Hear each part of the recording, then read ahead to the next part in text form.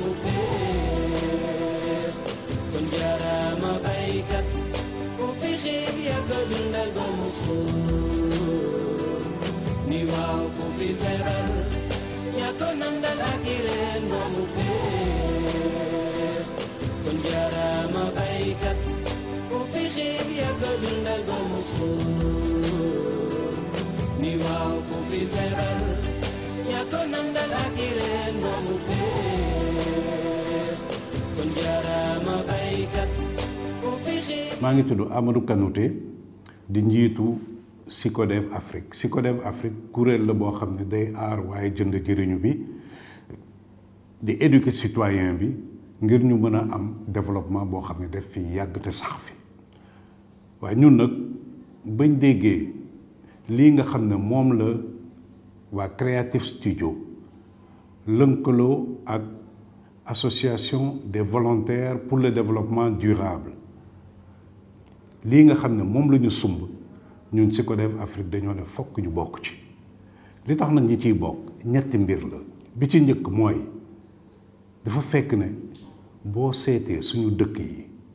lu ci bëri li nga xam ne moom la ñuy jëfandikoo di ko lekk lu ci bëri bitim réew lay jóge di ñëw fii nga xool ko ci blé bi xool ko ci ceeb bi xool lu mel ne que suukar yooyu yëpp dañ koy jéggaane ci di ko indi fii ngir ñu mën cee dund mais loolu lu ci bëri ay mbir la yoo xam ni suñu béykat yi nekk ci biir dëkk bi mën nañ ko produire mais duñ ko produire parce que benn ñun citoyen ci suñu bopp dañoo tàmmal ñuy jënd loo xam ne dafa jóge bitim réew kooku il faut que ñu xeex ko mu jóge fi ñaareel bi nga xam ne il faut que ñu jublu daal di bokk ci biir lii nga xam ne moom la waa Creative Studio ak seeni partenaires sumb ñaareel bi mooy suñu béykat yi même bu fekkoon dañuy béy pour ngir dundal ñu lu ci bëri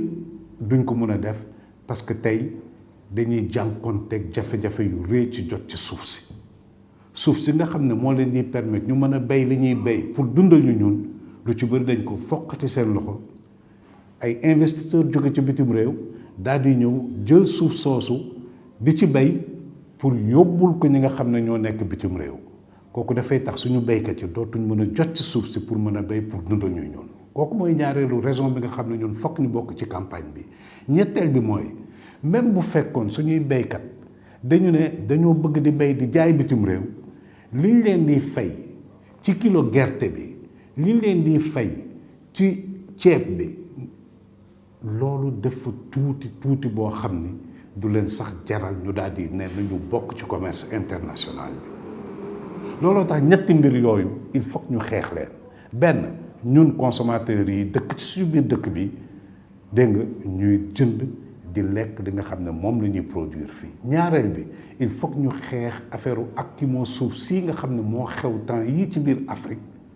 ba nga xam ne béykat yi dootuñ mën a jot seeni suuf pour béy daal di ñuy dundal ñetteel bi ñu fexe ba béykat yi seen kilo gerte bi nga xam ne moom la ñuy béy su fekkee dañu ne dañ koy jaay bitim réew su fekkee nee nañu dañ koy jaay dañu fexe ba am ci loo xam ne dina leen mën a dundal dinañu mën a tedd ci li nga xam ne moom la ñuy béy ñetti mbir yooyu moo tax ñun SYCODEV ñu daal di ne The Meal bii nga xam ne moom la Creative Studio ak association des volontaires pour le développement durable sumb ñun SYCODEV Afrique dinañ ci ànd dinañ leen ci jàppale ba yàlla may ñu ci ndam. kon jaaraama baykat ku fi xiif yàgg dundal ba mu suur ni waaw ku fi feebar daa ki reen